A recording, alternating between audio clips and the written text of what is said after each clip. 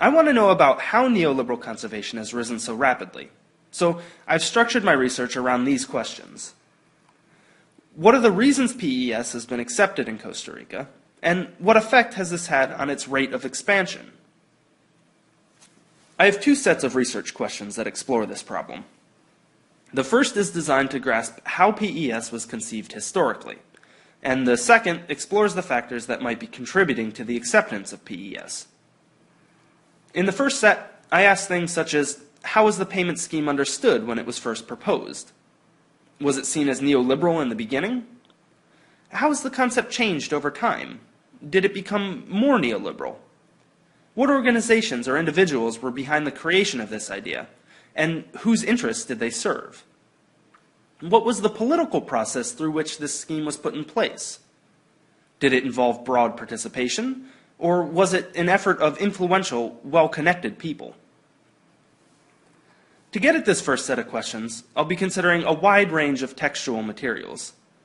These questions are an exploration of context and history, rather than culture or identity, so I think they're more appropriately addressed through written materials. I'll look at all sorts of things, including reports from agencies like the World Bank and the International Institute for Environment and Development, and from NGOs like Verifor and RedNet, government bodies like Costa Rica's National Forestry Financing Fund, interest groups like the Biodiversity Coordination Network, newspaper editorials, and legal documents, as well as a secondary review of written histories. This will be carried out primarily before entering the field, which will give me the opportunity to firmly grasp the politics, history, and context of PES before attempting to make sense of anything on the ground. In the second set of questions, I'll explore factors contributing to the acceptance of PES. First, I'll consider the role of cultural identity. Is there an emerging environmental identity in Costa Rica, and is it overriding older anti-neoliberal sentiments? Also, what is the state's interest in advancing initiatives like PES?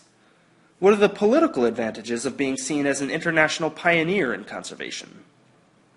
And finally, is the complexity of PES a factor in the limited response to it? Is the project even recognizable as neoliberal? Is it too obscure to draw popular protest? These are the questions I'll be addressing in the field.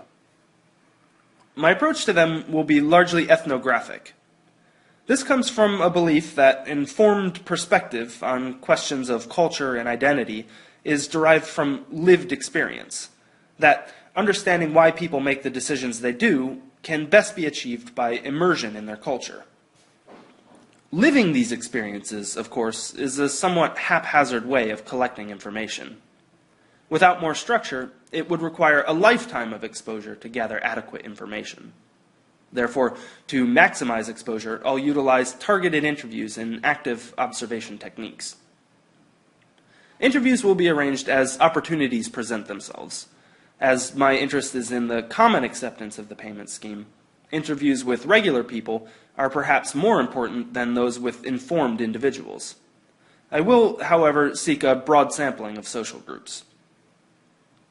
I'll approach these interviews not as direct windows into the inner being of my subjects, but rather as complex performances of identity.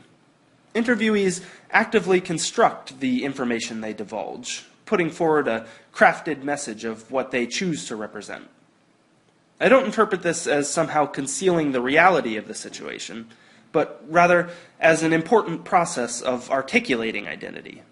It's something that must be factored into my analysis, but I'm not viewing it as something that will somehow confound my access to truth.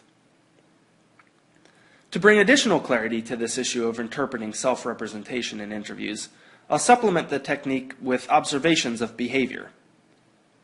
For example, observations of an individual's actions in a forest can bring some clarity to his or her spoken assertions of environmental identity.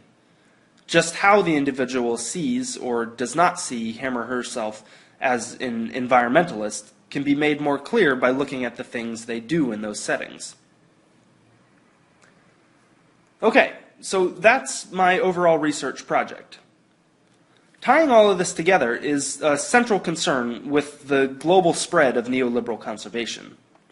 What this study has to offer is something towards an explanation of how the phenomenon has become so pervasive so rapidly, making it the mainstream or potentially dominant form of conservation. It's something that I see as a pressing and urgent matter. And with that, I'll conclude and just say thank you for listening.